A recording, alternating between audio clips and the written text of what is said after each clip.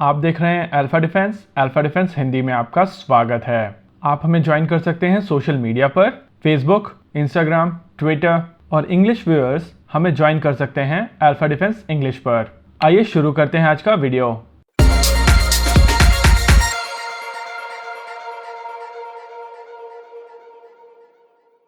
आज के इस वीडियो में हम लोग बात करेंगे रफाल के बारे में।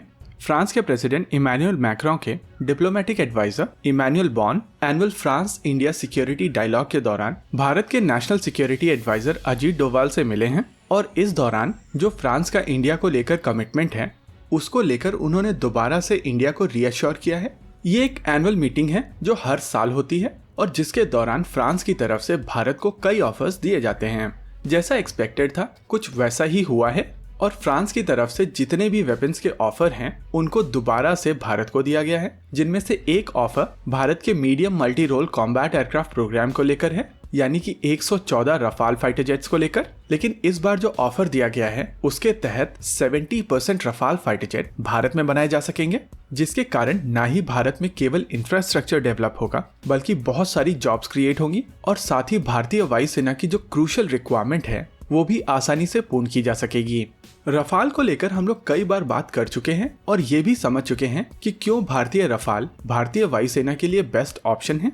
36 रफाल खरीदे जाने के बाद में इन फाइटर जेट्स को लेकर भारतीय वायुसेना ने training, infrastructure, logistics already establish कर ली है और इसी वजह से एक नए तरीके का फाइटर जेट भारतीय वायुसेना के लिए थोड़ी परेशानी लेकर आएगा और यहीं पर चीजें फंसी हुई हैं। आइए समझते हैं कि इस डिले का कारण क्या है। आमतौर पर बोला जाता है कि रफाल फाइटर जेट की कॉस्ट बहुत ज्यादा है और प्रैक्टिकली इंडिया इतने सारे फाइटर जेट इतनी ज्यादा कॉस्ट पर नहीं खरीद सकता। यहाँ पर एक कैच है और वहीं पर चीजें फंसी हुई हैं। भारतीय वायुसेना की तरफ से ये चीज क्लियर है कि उनकी प्रेफरेंस रफाल फाइटर जेट है, लेकिन इस टेंडर में बहुत सारे कॉम्पिटिटर्स हैं जैसे कि FA-18 सुपर हॉर्नेट, MiG-35 और अब बोइंग की तरफ से F-15 साइलेंट ईगल को भी इस कंपटीशन में उतार दिया गया है और वहीं पर परेशानी शुरू होती है। अभी भारतीय वायुसेना को इन फाइटर जेट्स के लिए सिलेक्शन पैरामीटर डिफाइन करने होंगे और अगर भारतीय वायुसेना जेनरिक सिलेक्शन पैरामीटर डिफाइन करती है तो ये सारे फाइटर जेट उन पैरामीटर्स को मीट करेंगे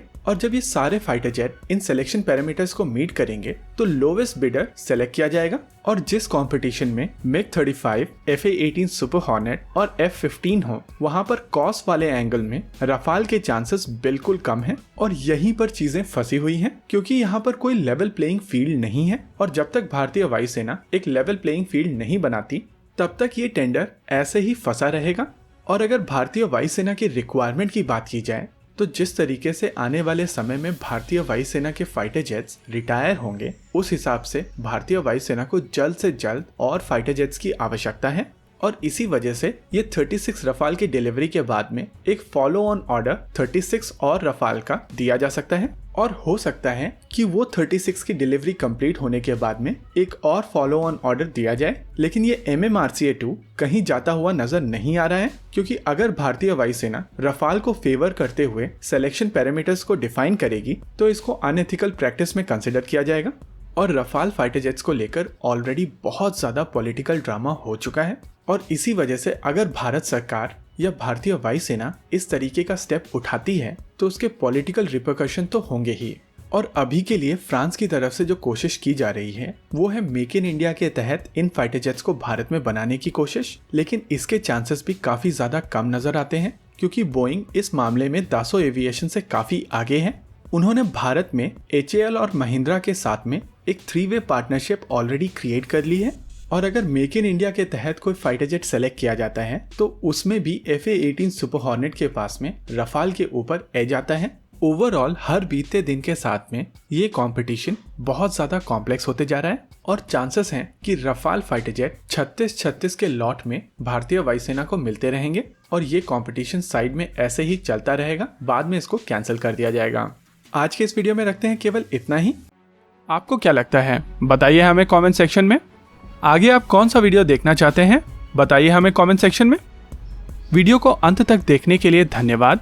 अगर आपको वीडियो पसंद आया हो तो आप इसे अपने दोस्तों के साथ जरूर शेयर करें और अगर नहीं पसंद आया तो बताइए हमें कमेंट सेक्शन में आखिर क्यों।